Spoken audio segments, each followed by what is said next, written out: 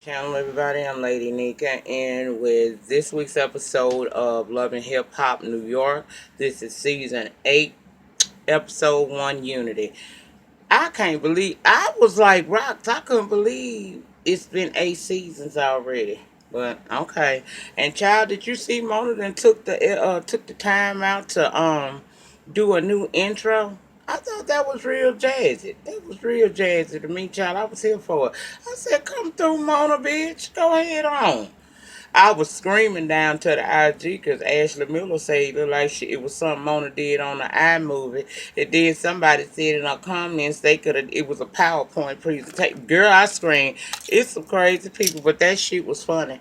And I sure did get me a good kiki off of it, honey.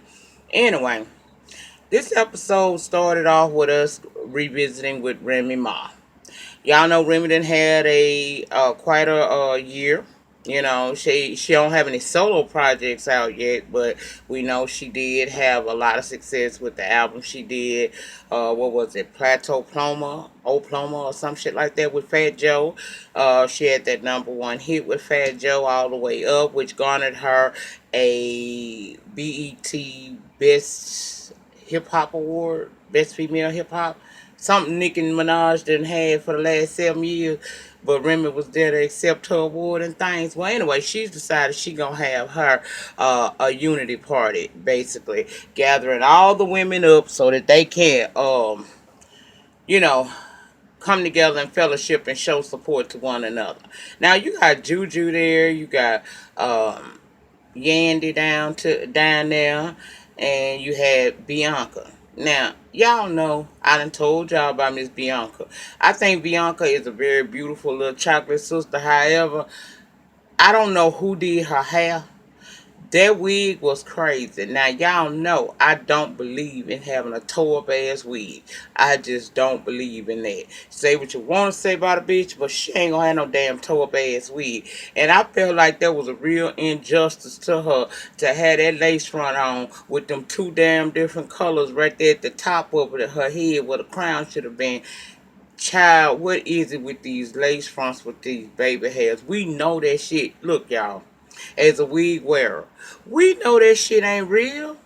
So why did you have that out? And you would think with the fact that she been on here for a little minute, they would have upped her budget a little bit for her so that she don't look crazy like that. I was not here for that wig. But anyway, she's sitting there talking to Juju and Remy, and she talking about just a few days prior she had gotten into it with this chick named Bree, which we will learn later on is Brittany Taylor, but we gonna get to that hoe in a minute.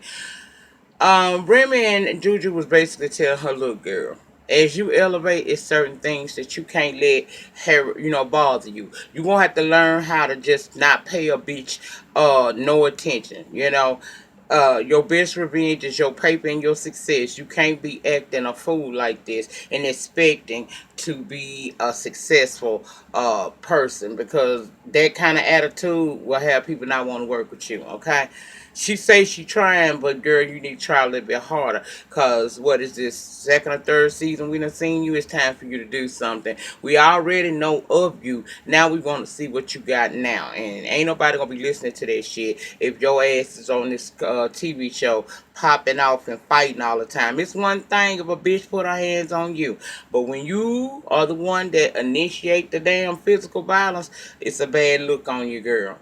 Anyway, we see Father Time.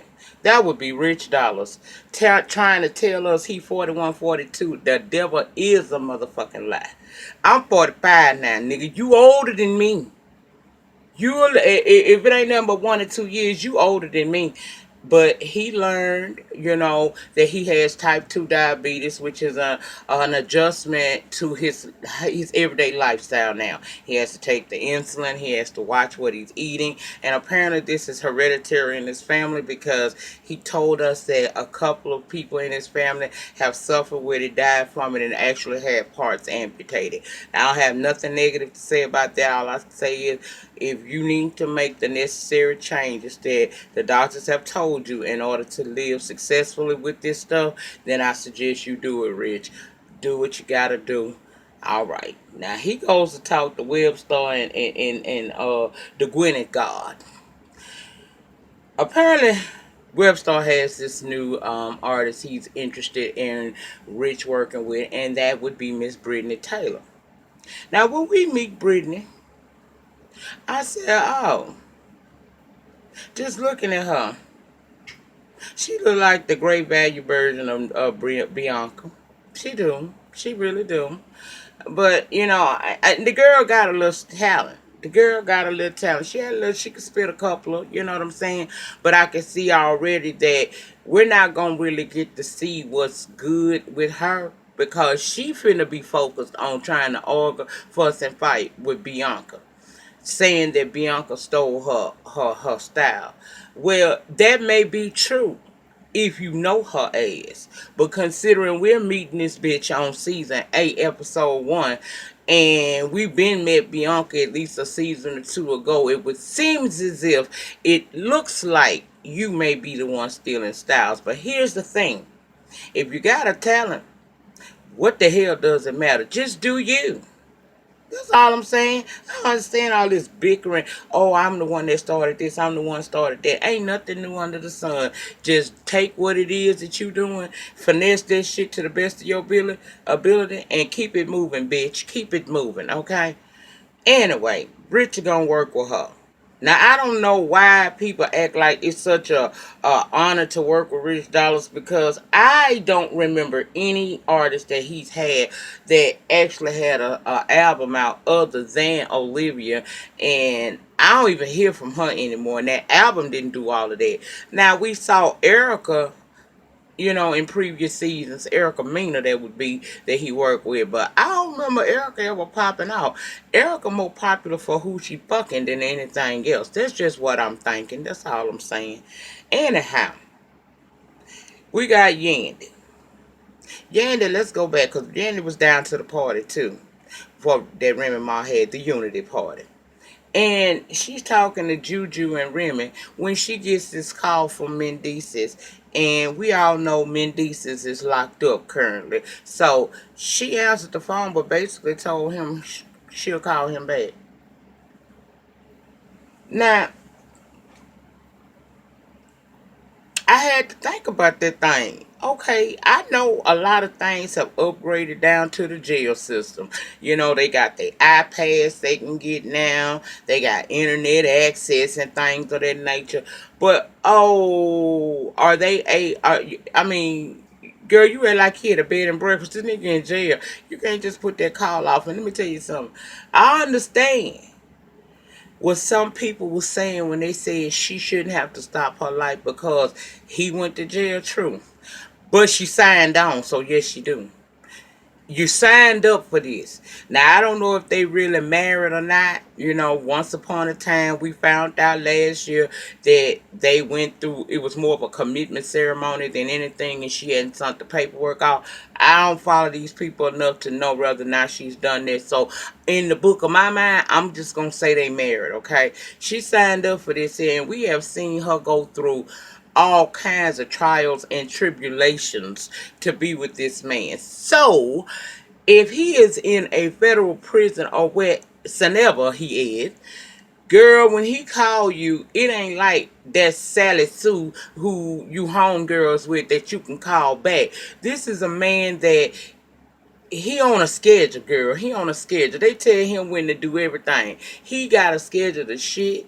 He got a schedule to eat. He got a schedule to do recreation. And I'm sure he has a schedule for telephone calls. Okay? So I was like Remy and Juju in that moment, being that I have been a wife before. See, people that ain't never been a wife probably ain't gonna never understand. But that I digress. But if you took this on as your responsibility, when this man calls and this is not some homegirl that you can call right back, why would you tell him to call you back? Or you'll call him back?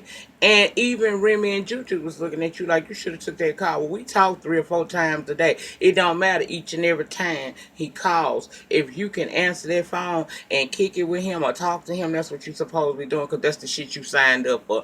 Had you not signed up for it, then I would have been thinking otherwise, like life goes on. That wasn't cool, girl. That's your husband. You was supposed to take that call because you don't know what the hell could be going on. And the next time we saw her, he called when she was on. Y'all, I screamed. I was down at IG yesterday, and I saw it on Kinga Reed's, Justin J's IG, as well as on Ashley IG. When she was on that phone talking to, I guess, somebody that she works with, not the landline phone, not the cell phone, right before Mendeece's call, she was on the phone. Child, that phone wasn't even hooked up to that.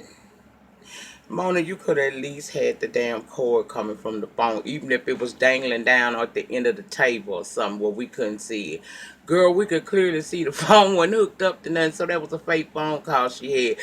I know that this shit is 99.9% fake, but here's my thing. At least don't insult my intelligence by not at least putting the props together to make it seem as if you are saying something on that to somebody on that line. Anyway, after I got past that shit, because I had to go back and watch that after I saw that, honey. After I got past that, then we get to him having this phone conversation with Yandy. He done called, he mad. He mad one. How you gonna tell me you ain't got time? You don't know what this phone call was about. I might have needed you to do something, which I did. She talking about, well, I don't always hang out with the girls, so I felt like it was no problem to tell you to call back. Well, yeah, mama, it was a problem because you never know what it is that he want. And again, you signed up. You fought bitches, argued with hoes and everything else last season to be in this position now. So in a sense, you signed up for it. This is your responsibility, and I can understand why he was mad. What I didn't understand was why he was mad about some photos of you allegedly in a bikini on a beach. What the fuck was you supposed to have on a 3-piece suit? Now he allowing uh his imagination, in my opinion, to take over in that moment. And I could understand why she was frustrated with that because, in truth, man, now I'm riding this out with you, but my life ain't stopped. I'm still out here in the free world, and this is what I've been doing. This is what I'm going to continue to do. Now, you can be mad at me about the phone call, but you can't get mad at me about living my life out here because I'm not thotting and bopping. I'm still out here presenting myself as a businesswoman. And what the hell, again, is she supposed to have when she on the phone, when she down to the beach? Come on, boy. You have some big ass pretty teeth too, but you's an ignorant motherfucker when you come at her about that. But anyhow, so he get mad at her. I had my mama take care of it. Okay, well then, if that's how you feel, I would have been like, alrighty then. What the fuck? You can't argue with him if that's what he wanted to do. He called his mama because you was unavailable, which you was wrong for it in my opinion. But girl, you said you was doing something with your girls. You was down to the party, so okay, you called your mama. It was handled, issue resolved in my respect, and you know, and from where I stand, that's just my opinion. Okay, so the next thing we see her over at a photo shoot with a artist she once worked with. He worked with quite a few big name people. She named them off. You know, they always trying to let you know what they done did. But now she's working with him again because he's actually trying to do his own solo thing. So they're having this photo shoot, and she notices that his arms is ashy, and she want him to give the best possible pics, possible, so that they can use these in relation to, selling his music or whatnot. So she ended up doing her thing, and here come Mama Judy, and she wants to know what the fuck is going on because she see Yandy just rubbing the forearms of this man. Now, I had a problem with Mama Judy, and I'm going to tell you why. I follow some celebrity stylists. One in particular, Cash Howard, out of ATL. I done seen Cash bending down, fixing motherfuckers' cuffs and everything else. Because if she don't hire assistants or whatnot, that's more money in her pocket. So she do a lot of the middle work that you might have somebody else doing, right now. I feel like that may be what Yandy doing. Yandy may have some assistance, but that is also, she do a lot of stuff on her own because she don't need to be paying somebody else when she trying to secure bags by her damn self, because the man she married to is locked up in the penitentiary system. See what I'm saying? So in watching Cash and various other stylists, I've seen them, touching the artist, trying to fix this, fix that. Like I told you, I done seen Cash all down on her damn knees, getting these artists together at the bottom part of their outfits, because in this scene, she was oiling his arm, because what if he had a mishap with that oil and got it all over his shirt?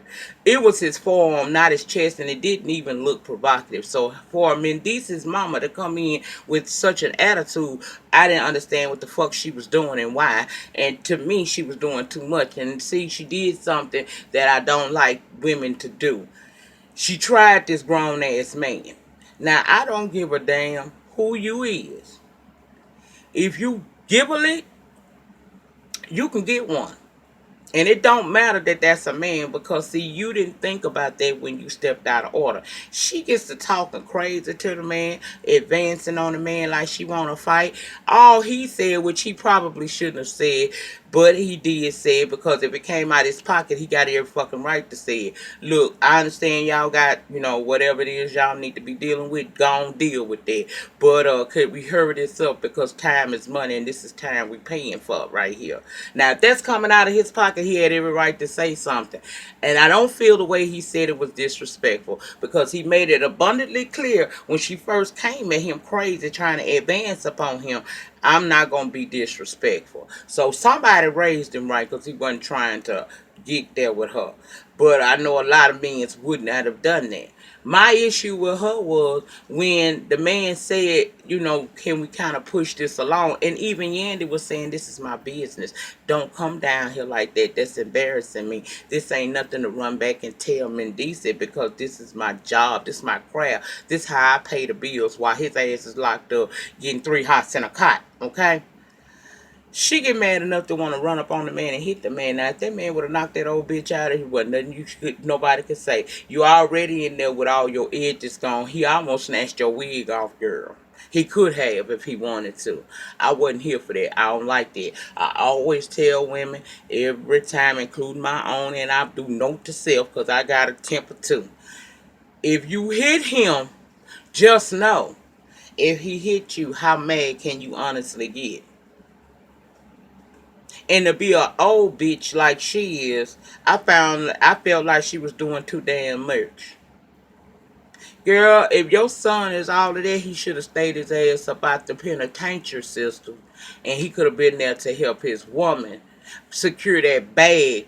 So maybe she could hire assistants and things like that. And she be not doing so much of the hands-on work, okay? She could have went back to what she used to do all the time, which is sit up in her fucking office. So, girl, sit your ass down somewhere. I ain't like that. Now, let's go over to the club, because Rich Dollaz done took Brianna, his new artist, out with him. And, we got Snoop down up in there. I like Snoop. It was real funny. Snoop is down there, and she talking or whatnot, and Brianna decides she need to go to the bathroom. Snoop noticed some bitches at the bar, so she finna go make her next move, possibly her best move. And in comes Bianca. She cute. I'm telling y'all, Bianca cute. She come over there, she talking to Rich Dollaz, and here comes Brianna. Now, I'm going to tell you something. When a bitch is smiling and moving, and she letting you do all of that over there. Because here go Brianna. You trying to be me. Well, bitch, we don't know you, so it look like you trying to be her. Now, you talking shit to this girl, and the whole time she's smiling at you. She told you to come sit your ass down.